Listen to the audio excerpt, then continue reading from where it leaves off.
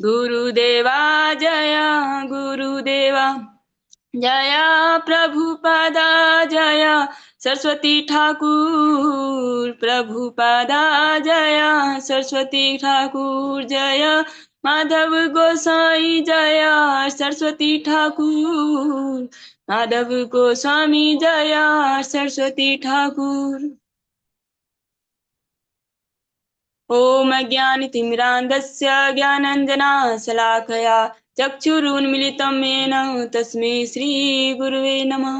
वन्देऽहं श्रीगुरो श्रीयुतपदकमलं श्रीगुरून् वैष्णवांस श्रीरूपं सागरजातं सहगण रघुनाथान्वितं तं सजीवं सावधूतं सावधूतं परिजनसहितं कृष्ण चैतन्यदेवं श्री राधा कृष्ण पादान् सहगण ललिता श्री विशाखान्विताश्च नमो महावदन्याय कृष्ण प्रेम प्रदायते कृष्णाय कृष्ण चैतन्य नामने गौरतुसे नमः। तप्त कांचन का गौरांगी राधे वृंदावनेश्वरी विश्वानुसुते देवी प्रणमामि हरिप्रिये। हे कृष्ण करुणा सिंधु दीनबंधु जगतपते गोपेश गोपिका कांत राधा कांत नमस्तुते। वृंदाय तुलसी देवे प्रियाय केशवस्य च कृष्ण भक्ति पदे देवी सत्यवते नमो नमः।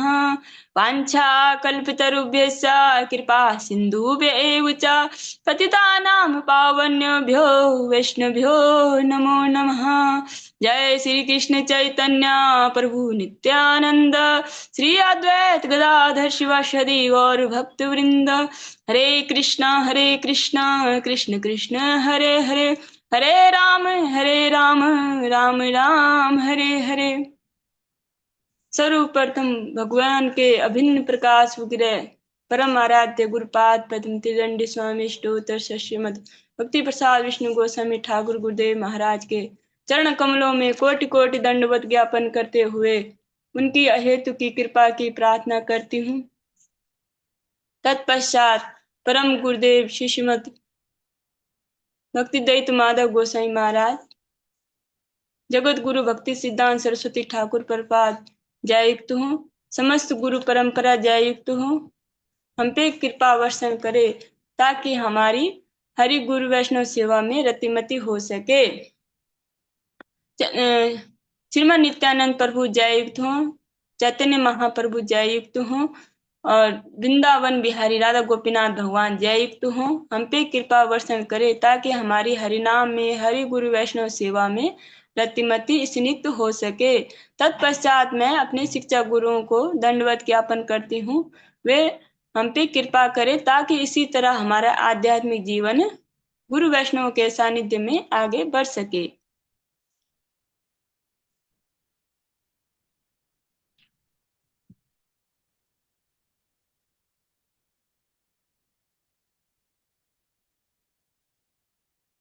कल तक हम श्रवण कर रहे हैं। आज की प्रातःकालीन कक्षा को प्रारंभ करते हैं। ओम नमो भगवते वासुदेवाय ओम नमो भगवते वासुदेवाय ओम नमो भगवते वासुदेवाय। हम सब श्रवण कर रहे हैं द्वितीय स्कंद सप्तम अध्याय का 25वां श्लोक हमने कल श्रवण कर लिया था। भगवान के दिव्य विभिन्न अवतारों के बारे में हम श्रवण कर रहे हैं। आज 26वें वैसे तो हो गया था, फिर भी हम इसको एक बार पुनः स्मरण करते चले। भूमे सुरेतर वरुथ विमर्दिताया कलेश व्यायाय कलया सित कृष्ण के सा जाता करिष्यति जनानुप लक्ष्य मार्गा कर्माणि चात्मं महिमोप निबंधनानि। जब पृथ्वी पर ईश्वर में श्रद्धा न रखने वाले परस्पर लड़ने वाले राजाओं का भार बढ़ जाता है, तब श्री भगवान संसार का कष्ट कम करने के लिए अपने पूर्ण अंश सहित अवतरित होते हैं। वे सुंदर काले काले केशों से युक्त अपने आदि रूप में आते हैं और अपनी दिव्य महिमा के विस्तार के लिए ही अलौकिक कार्य करते हैं। कोई उनकी महानता का अनुमान नहीं लगा सकता। इसमें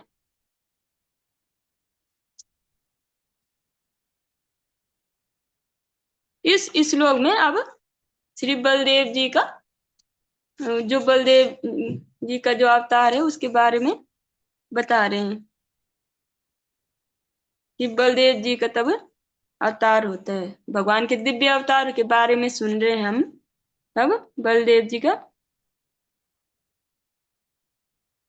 तो के निजीव हरणम यदु यदु लूकिकायास त्रैमासिकस्य च पदा सकटाप वृत्ता यदरिङ्गतान्तर्गतेन दिवि स्पर्शि स्पृशोर्वा उन्मूलनं अर्जुनो यो न भाव्यम्। तोकेन जीवहरणं यदुलूकिकायास् त्रैमासिकस्य च पदा सकटोऽपवृत्तः यदरिङ्गतान्तर्गतेन दिवि स्पृशोर्वा उन्मूलनं वितरथार्जुनयो न भाव्यम्। भगवान श्री कृष्ण के परमेश्वर होने में कोई संदेह नहीं है। अन्यथा जब वे अपनी माता की गोद में थे, जब वो केवल 6 दिन के थे, पूतना जैसी राक्षसी का वध किस तरह कर सकते हैं? 3 मास की आयु में ही अपने पांव से छकड़े को, जो सकटासुर है, कैसे पलट सकते हैं? और जब घुटने के बल चल रहे थे तभी गगनचुंबी अर्जुन, जो यमला अर्जुन वृक्ष थे के जोड़े को समूल कैसे उखाड़ सकते थे? ये सभी कार्य स्वयं भगवान के अतिरिक्त अन्य किसी के लिए असंभव हैं। ये भगवान के अलावा कोई इन कार्यों को नहीं कर सकता। ये भगवान की दिव्य लीलाएं आपने सुनी रखी है। भगवान है जो कुछ भी कर सकते हैं। केवल भगवान ही इस ऐसी जो लीलाएं की भगवान ही कर सकते हैं। नहीं तो कोई, चाहे कोई भगवान का जन हो या कोई दिव्य पुरुष या एक्स्ट्रा ऑर्डिनरी कोई मनुष्य हो, उसमें इतना बल नहीं हो सकता।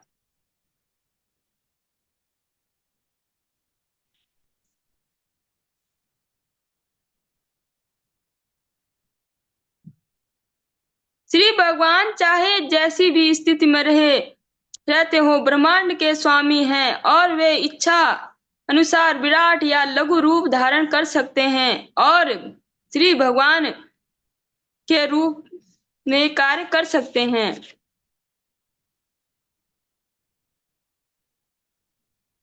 भगवान का आप सबने सुनी रहे हैं भागवतम जी में कि भगवान को जहां पर जैसी नीड होती, भगवान वैसी अवतार धारण करते हैं। उनको किसी बात का कोई वो भी नहीं कि सूकर या कच्छप या कैसे भी, जहां जैसी नीड होती भगवान बन जाते, क्योंकि भगवान पूर्ण स्वतंत्र हैं, स्वराट हैं, सुविज्ञ हैं, सब कुछ जानने वाले हैं और स्वतंत्र हैं। भगवान कुछ भी कर सकते हैं। भगवान के लिए कुछ भी असंभव नहीं है। यद्वे ब्रजे ब्रजपशून् विशतोऽपि तान् पालयांस त्वजीव यद अनुग्रहदृष्टिवृष्ट्या तदिच्छयेति विषवीर्य विलोलजिह्वा मुञ्जाट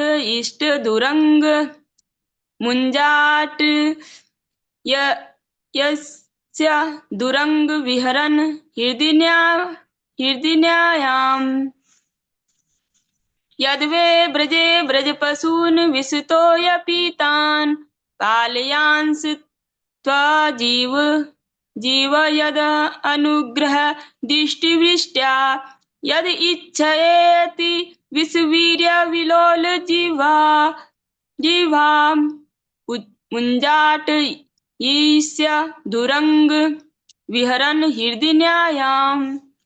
और जब ग्वालों तथा उनके पशुओं ने यमुना नदी का विषैला जल पी लिया और जब श्री भगवान ने अपने बचपन में अपनी कृपा दृष्टि से उन्हें जीवित कर दिया, तब यमुना नदी के जल को शुद्ध करने के लिए ही वे उनमें मानो खेल खेल में कूद पड़े। उन्होंने विषैले कालिया नाग को दंड दिया जो अपनी लपलपाती जीभ से विष की लहरें निकाल रहा था। भला परमेश्वर के अतिरिक्त ऐसा महान कार्य कौन कर सकता है?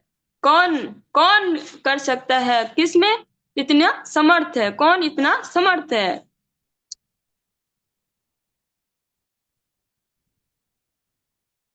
तत्कर्म दिव्यम इव यन्निशि निसायनम देवाग्निना शुचिवने परिदह्यमाने उन्नेष्यति ब्रजमतो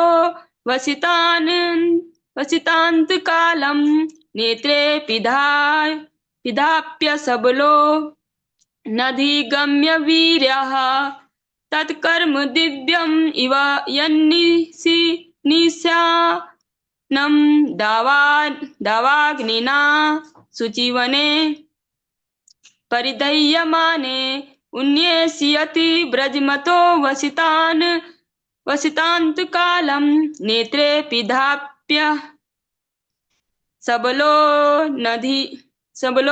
अनधिगम्य वीर्यः। कालिया नाग को दंडित करने के दिन ही रात्रि के समय जब ब्रज भूमि के समस्त निवासी निश्चित होकर सो रहे थे, तब सूखी पत्तियों के कारण जंगल में अग्नि धधक उठी और ऐसा लगा मानो उनकी मृत्यु असंभावी है। किंतु आंखें बंद करके बलराम जी के साथ श्री भगवान ने उन सबको बचा लिया। ऐसे हैं श्री भगवान के अलौकिक कार्यकलाप, जो श्री भगवान कृष्ण जो उनके ऐसे अलौकिक कार्यकलाप हैं। जब आपने भी 10वें स्कंद में ये लीला सुन रखी है, आगे भी सुनेंगे। जब कालिया को दमन लीला के बाद जब रात हो गई थी और सारे ब्रजवासी वहीं सो गए थे, तब भगवान ने क्या किया? तब सो गए तो वहां वनाग्नि लग गई, जंगल में आग लग गई और वो आग उन्हीं की तरफ बढ़ रही थी। असंभव मतलब उनका तो जंगल की आग उनसे बच पाना असंभव है। तो भगवान ने क्या किया? वो पूरी आग पी ली, अपने मुंह में सारी आग को संभाले पी दिया। ऐसा कोई मनुष्य या कोई सोच भी नहीं सकता, तो करने की तो क्या बात है। तो जो भगवान को मनुष्य या मानते हैं, तो उनकी जो भगवान बोलते हैं अवजानन्ति मामूढ़ा मनुष्य तन्माश्रितम, जो मुझे मनुष्य जानते हैं और जो मेरे भाव को नहीं जानते, तो मुझे ईश्वर के रूप में नहीं जानते, तो ऐसे लोग क्या है? मूढ़ है। मानुष्यम तन्माश्रितम, जो मुझे मनुष्य जानते हैं। परम भावम अजानंतो मम भूत महेश्वरम, मैं ही भूत मतलब जीवों का महेश्वर हो, परमेश्वर हूँ, जो कि भगवान सभी जीवों के परमेश्वर हैं। तो जो भगवान में मनुष्य बुद्धि करते हैं कि अवतार थे, ऐसा ऐसा हुआ, और इस तरह से मतलब भगवान के नामों में श्रद्धा नहीं, भगवान के जो लीला है, जो भगवान के कार्य है, उनको में श्रद्धा नहीं, तो ऐसे लोग भगवान बोलते हैं मूढ़।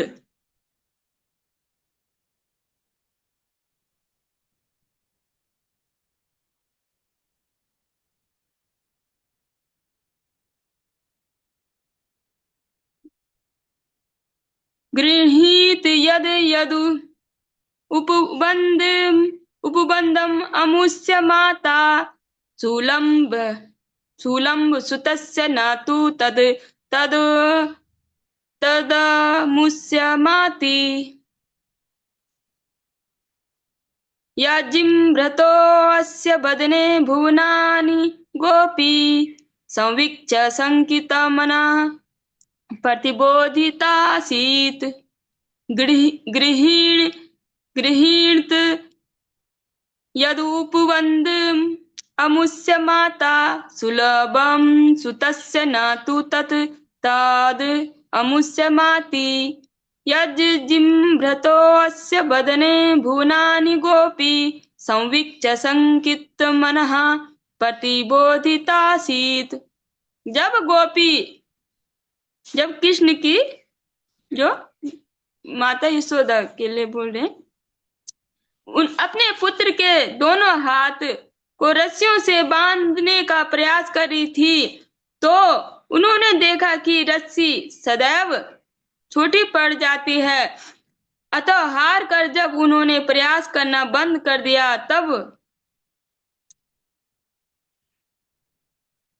श्री भगवान कृष्ण ने अपना मुंह खोल दिया तो माता यशोदा को मुख के भीतर सारे ब्रह्मांड स्थित दिखे। यह देखकर उन्हें संदेह हुआ किंतु वे अपने पुत्र की योग शक्ति को अलग प्रकार से समझ रही थी। जो दामोदर जो लीला है उसके बारे में यहाँ पे जो भगवान की जो लीला है उसका सूक्ष्म सूक्ष्म जो भगवान की जो दिव्य दिव्य लीला है उनका संक्षिप्त रूप में वर्णन करें। आगे विस्तार में हम 10वें स्कंद में इसका श्रवण करेंगे। तो जो भगवान जो यशोदा मैया है तो बोल रहे हैं कि जब बांध तो हर प्रकार से वो रस्सी 2 अंगुल छोटी पड़ रही थी। तो जब उन्होंने पूर्ण शरणागति हो गई, भगवान क्या चाहते हैं पूर्ण शरणागति, तो जब पूरी तरह से हार गई और तब भगवान ने उनका जो वो दाम लीला जो पूरा बंद भी गए और उनको अपना दिव्य रूप भी दिखाया। लेकिन वो भगवान में परमेश्वर बुद्धि नहीं, भगवान से वो वात्सल्य रस की जो यशोदा मैया है वात्सल्य रस से जो भगवान की भक्ति करते हैं और उनसे प्रेम करते हैं तो वो उनकी लीलाओं को देख के भी वो उनमें परमेश्वर बुद्धि नहीं कर रही है, उनको अलग दृष्टि से देख रही हैं।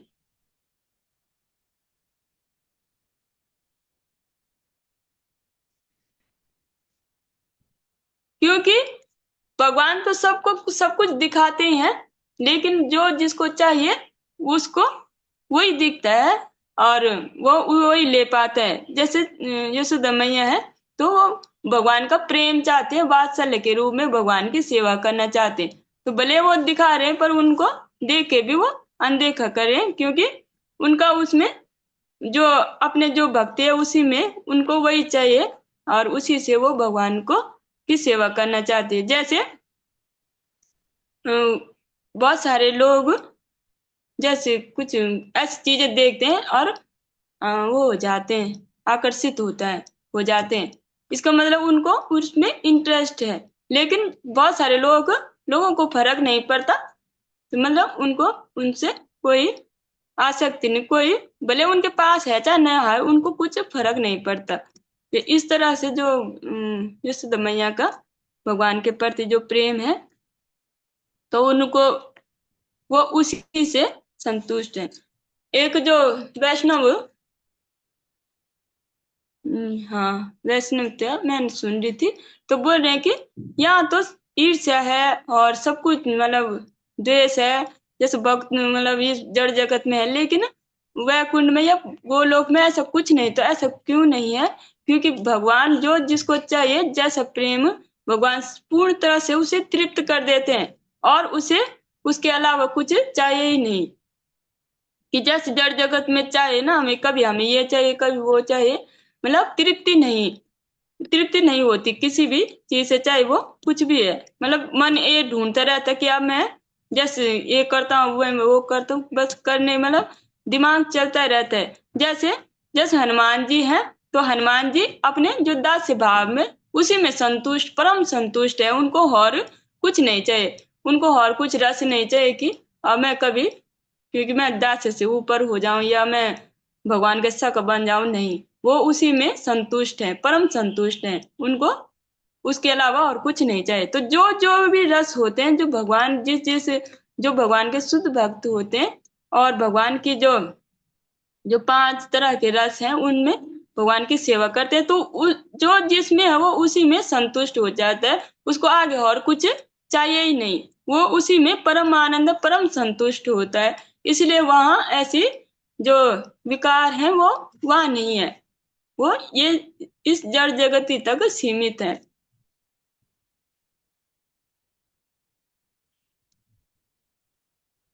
नंदम च मोक्षयति भयात् वरुणस्य पाशात् गोपान् विलेषु पिहितान् मयसूनु न च अयन्यापृतं निशिश्यान् मतिशर्मेण लोकं वैकुण्ठम् उपनेष्यति गोकुलं स्मः।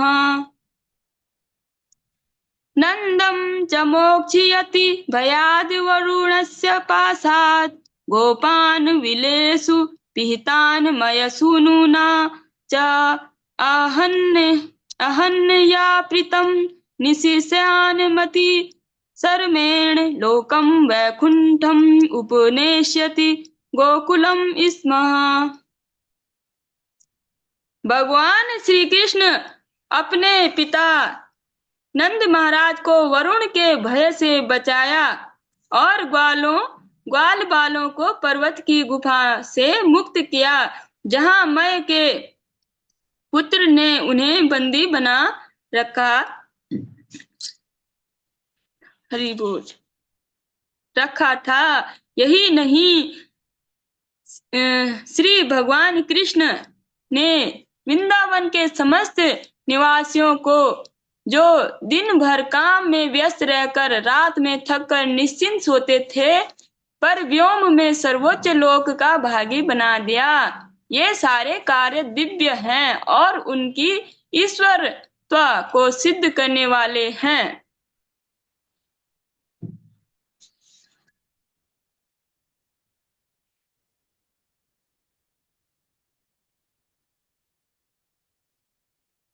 जो ये सारे भक्त हैं भगवान के, नंद बाबा, यशोदा मैया, उनके प्रिय गोप गोपियां, तो भगवान के पूर्ण शरणागत हैं।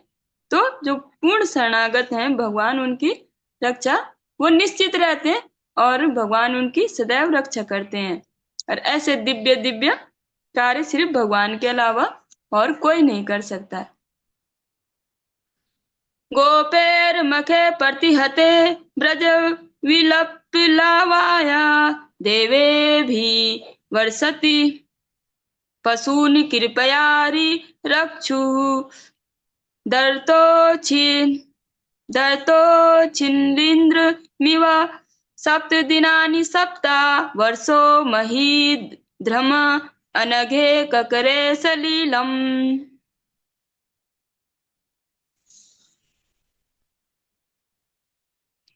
गोपेर्मुखे प्रतिहते ब्रज विलल्वाया देवेभिः वर्षति पशून् कृपयारि रक्षुः दर्तोच्छिलीन्द्रमिव सप्तदिनानि सप्त वर्षो महीध्रम अनघे ककरे सलिलम्।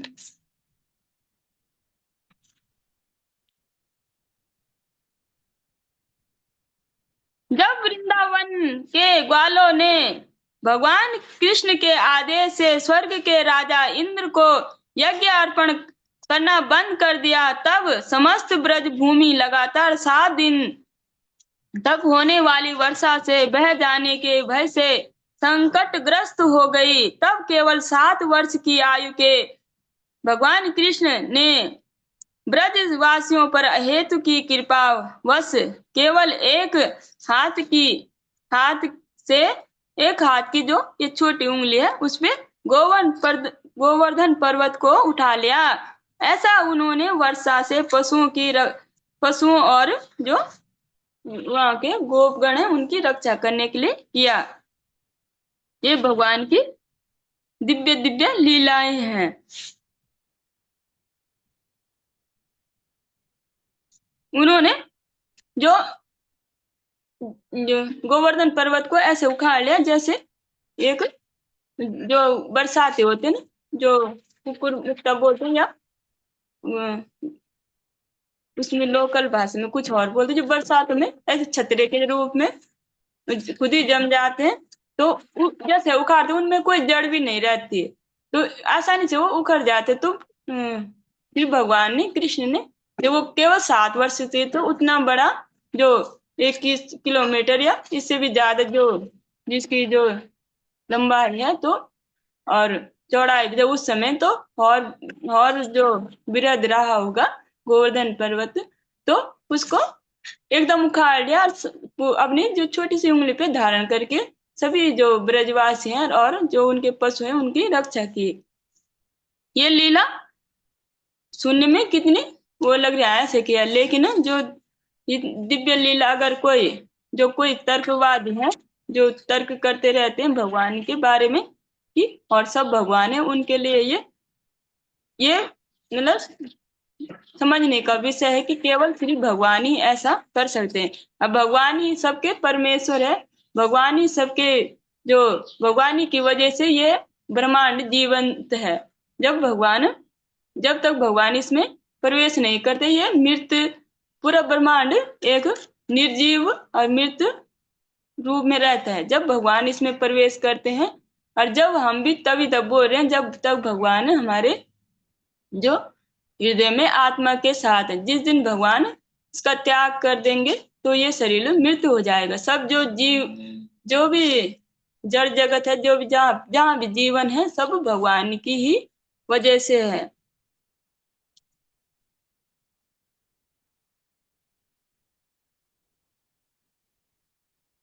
क्रीडन वने निशि निशाकर रश्मि गौर्यां रासोन्मुख कल्पदायत मूर्छितेन उद्दीप्त उद्दीपित स्मररुञ्जां व्रजभृद् वधूनां हर्तुर्हरिष्यति शिरो धनदानुगस्य।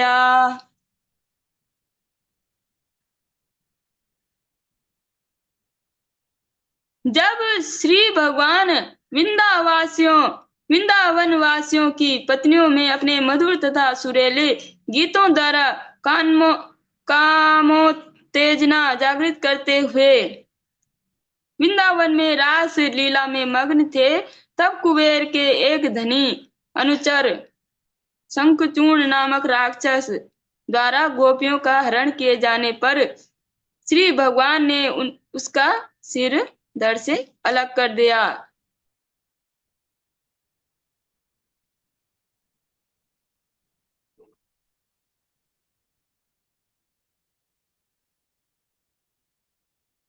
ये च प्रलम्ब खरदर दूर केश अरष्टि मल्ला मल्लेभ कंस यवनः कपिपौंड्रकाध्या अन्ये च साल्व कुज वल्ल दंतवक्रा सप्तोक्ष संभर विदुर सप्तोक्ष संबर विदुरथ रुक्मी मुख्या ये वा मृदे समिति शालीन आत चापः काम्बोज मत्स्य कुरु संजय कैक याध्या या सस्यांत्य अर्दर्शनम अलम बल पार्थ भीमा व्याजाहवेन हरिणा निलयं तदीयम्। ये च प्रलम्भ खरदर्दुर केश अरष्टि मल्लेभ कंसा यवना कपिपौण्ड्रकाद्या अन्ये च साल्वकुज बलवद बलवल दन्तवक्रा सप्तोक्ष संवर विदुरथ रुक्मी मुख्या एवा मृदे समिति शालीन आत्चापा कामोब्ज मत्स्य कुरु संजय कैकयाध्या यास्यांत्य अदर्शनम अलम बल पार्थ भीमा व्याजा हवेन हरिणा निलयम तदीयम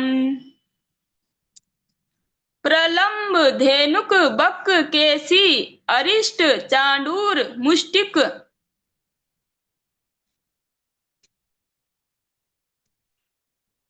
कुवल्य पीड़ हाथी कंस यवन नरकासुर तथा पौंड्रक जैसे असुर साल्व द्विविध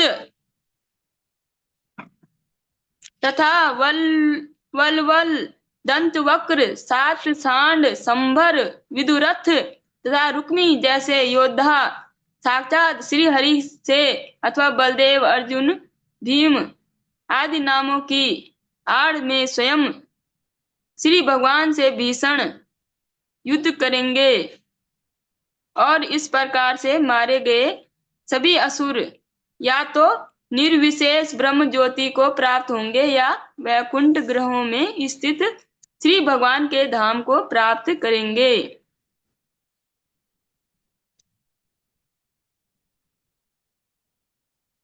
जो भी ये राक्षस थे, जो भी ये जिनको भी भगवान ने या भगवान के जो जो जो अवतार हैं बलदेव या भीम या अर्जुन, इनसे जो भी मरेंगे वो सभी भगवान के वैकुंठ धाम को प्राप्त होंगे, क्योंकि भगवान का दर्शन है। भगवान बोलते जो अंत काले च मामेवा, जो अंत काल में जो मेरा स्मरण है, जो दर्शन कर रहे हैं तो स्मरण भी होगा ही। तो भगवान का जैसे वो जिस भाव से भी कर रहे हैं तो उनको भगवान के धाम की प्राप्ति अवश्य होगी। जग भय से करें चाहे जैसे भी करें या चतुरता से करें, जैसे भी कोई भी करेंगे तो भगवान की प्राप्ति उनको अवश्य होगी। लेकिन जो भैया इस तरह से स्मरण करेंगे प्राप्ति तो होगी, लेकिन जो भगवान का जो प्रेम है वो उनको नहीं मिल पाएगा। इसलिए भक्तों को, जो भगवान के प्रिय भक्त होते हैं, तो जो भगवान की जो प्रेमा भक्ति है, जो सर्वोत्तम है, उससे ही भगवान प्रसन्न होते हैं और भगवान उनको, अपने भक्तों को जो अपना प्रेम देते हैं। क्योंकि प्रेम ही केवल जो है वो भगवान, जब प्रेम के लिए भक्ति करनी पड़ती है, और जो भगवान के जन है, जो गुरु वैष्णव है, वो भगवत प्रेम दे सकते हैं। भगवान खुद भी अपना प्रेम नहीं दे सकते और अपनी भक्ति नहीं करा, मतलब प्रेम भक्ति नहीं करा सकते। भगवान सब कुछ दे सकते हैं, लेकिन जो अपना प्रेम है वो उनके जनों के द्वारा ही, और जो उनके जन बोलते हैं कि श्रवणम कीर्तनम, जो भी और भगवान की जो प्रेम भक्ति है उसे करना, उससे ही भगवान प्रसन्न होते हैं। तो बोल रहे हैं कि जो भी भगवान का स्मरण करेगा, जो जिसने भी भगवान के मृत्यु के समय भगवान का स्मरण किया, भगवान का दर्शन किया, उन सबको भगवान का धाम प्राप्त हुआ।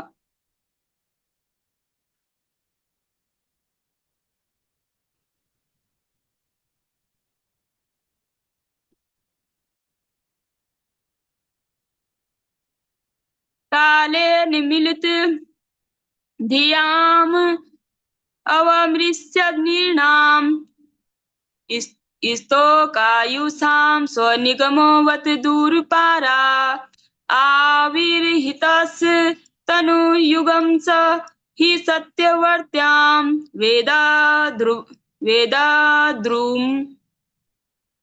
वेदाद्रुमं विटपासो विभज्यति समा काले निमिलित धियाम अवमृश्य नृणाम स्तोकायुषां स्वनिगमोऽवत दूरपारा आविर्हितस्त्वानुयुगं स हि सत्यवर्त्यां वेदाद्रुमं विटपसो विभाज विभाजिष्यति समः।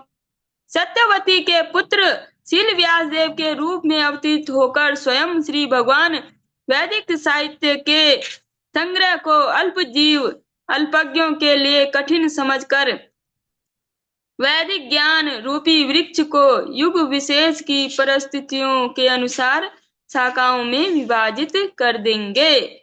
ब्रह्मा जी, क्योंकि ब्रह्मा जी नारद जी को सुना रहे ना, तो अभी तो बोल रहे कि कैसे कैसे ये आगे होगा, कि कैसे कैसे जो भगवान के जो वो हैं अवतार हैं व्यास देव जी कैसे कैसे करेंगे, क्योंकि वो अभी तो वो उनके व्यास देव के गुरु को ज्ञान दे रहे, तो गुरु फिर भी उनको वो उनको पता रहता है, त्रिकालदर्शी है जो ब्रह्मदेव है, तो उनको पता है कि फ्यूचर में आगे भविष्य में क्या होने वाला है। तो बोल रहे हैं कि जो सत्यवती के पुत्र हैं शील व्यास देव के रूप में अवतरित होकर स्वयं भगवान वैदिक साहित्य के संग्रह को अल्पजीवी अल्पज्ञों के लिए कठिन समझकर वैदिक ज्ञान रूपी वृक्ष को युग विशेष की परिस्थितियों के अनुसार शाखाओं में विभाजित करेंगे। जो वेद हैं और जो वैदिक साहित्य है कि अल्पजीवी हैं, मतलब कम इनके पास समय है और अल्पज्ञ भी है, बुद्धि भी नहीं है, तो ये समझ के जो वैदिक रूप वेद रूपी जो वृक्ष है उनकी शाखाओं को विभाजित कर देंगे, और जिससे वो तो जिस चीज को जो चाहिए वो उस वैसे वैसे करके उसको मतलब पड़ेगा, और अपनी बुद्धि के साथ, क्योंकि सबकी बुद्धि भगवतमय नहीं है और सब भगवान को प्राप्त करने की सोचेंगे कि नहीं। फिर जो भगवत गीता में भगवान बोल ही रहे हैं कि जो अल्पज्ञ होंगे और जो मूढ़ होंगे वो मतलब मेरी भक्ति कभी नहीं करेंगे, और जो करेंगे भी उनके लिए भी बहुत सारी स्वीकृति की आवश्यकता है। तो जो सुकृतिशाली जो होंगे जीव, जिन पे वैष्णव की कृपा होगी, वही भगवान को समझ पाएंगे, वही भगवान की तरफ अग्रसर हो पाएंगे। अन्यथा जो लोग जो अन्य लोग देवी देवताओं की और अन्य जो वेदों की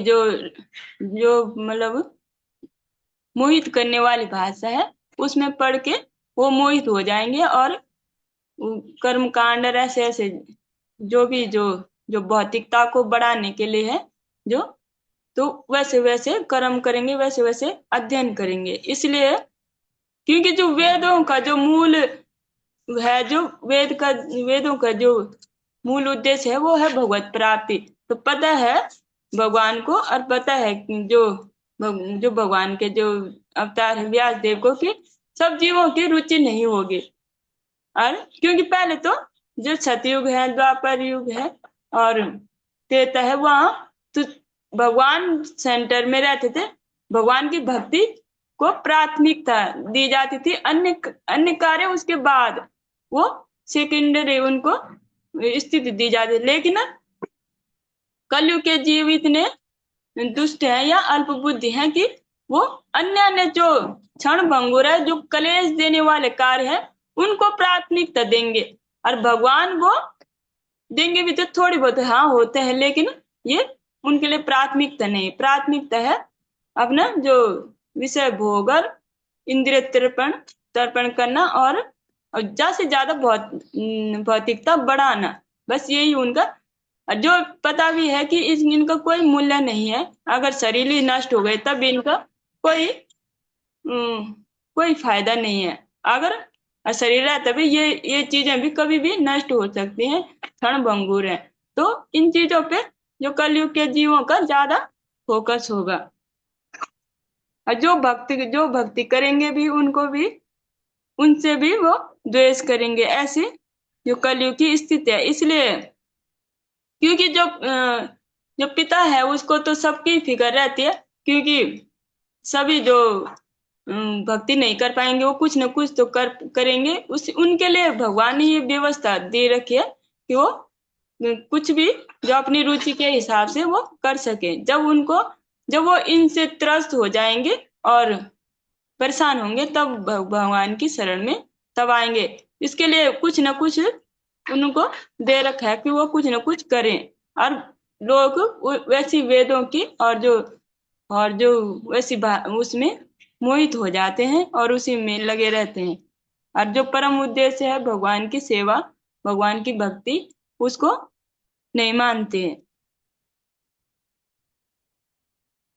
तो भगवान ने ही ऐसी व्यवस्था बना रखी है,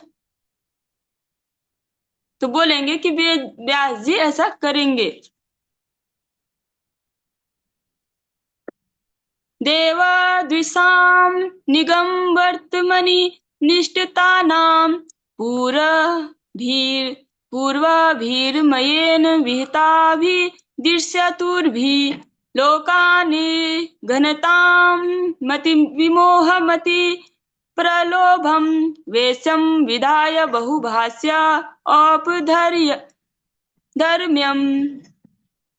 देवाद्विषां निगमवर्त्मनि निष्ठितानां पुरभिर्मयेन विहिताभिर्दृश्यतुर्भिः लोकान् घनतां मतिविमोहमति प्रलोभं वेषं विधाय बहुभाष्य औपधर्म्यम्। जब नास्तिक लोग वैदिक ज्ञान में अत्यंत दक्ष बनकर महान विज्ञानी मय द्वारा निर्मित श्रेष्ठ प्रक्षेपास्त्र में चढ़कर आकाश में अदृश्य उड़ते हुए विभिन्न ग्रहों के निवासियों का संहार करेंगे, तब श्री भगवान बुद्ध रूप में अत्यंत आकर्षक वेश धारण करेंगे। उनके मस्तिष्कों को मोह लेंगे और उन्हें उपधर्मों का उपदेश देंगे।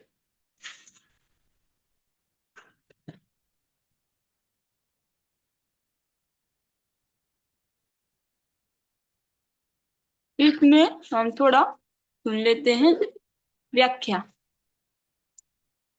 भगवान बुद्ध का यह अवतार और आधुनिक मानव के अवतारी बुद्ध एक नहीं है।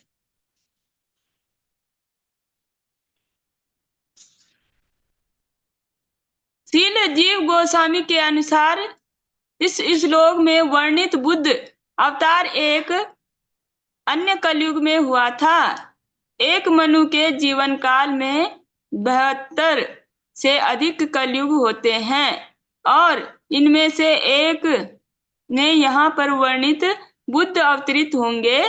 भगवान बुद्ध का अवतार तब होगा जब लोग अत्यधिक भौतिकवादी हो जाते हैं और तब वे सामान्य बुद्धि से समझ में आने वाले धर्म का उपदेश देते हैं।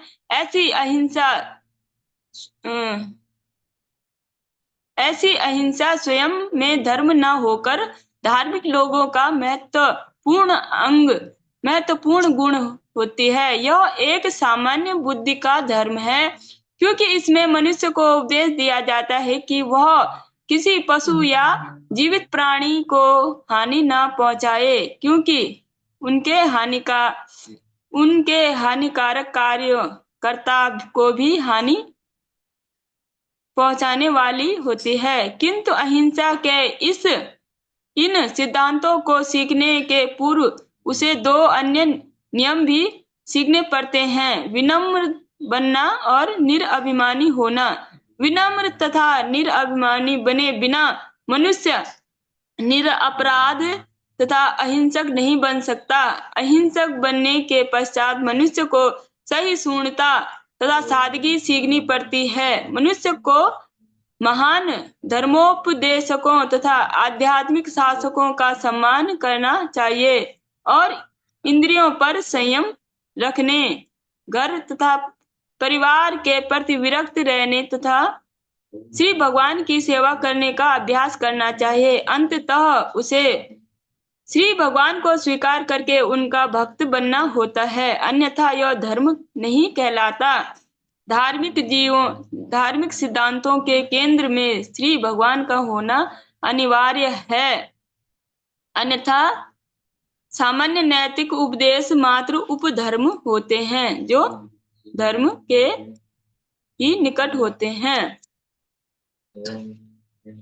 जी गोस्वामी जी बोल रहे हैं, ये बुद्ध अवतार जो हम जानते हैं वो बुद्ध नहीं है, वो दूसरे हैं जिनका भागवत जी में वर्णन है। और क्योंकि जिनके मध्य में भगवान ही नहीं है, जो भगवान की जो सेवा पूजा वो नहीं बताते, भगवान की भक्ति नहीं बताते, तो यह कैसा धर्म? क्योंकि जो धर्म है वो स्वयं भगवान ही है, और जो भगवान की जो सेवा करना, भगवान के जो गुण नाम लीलाओं का स्मरण करना, यही जीवों का धर्म है।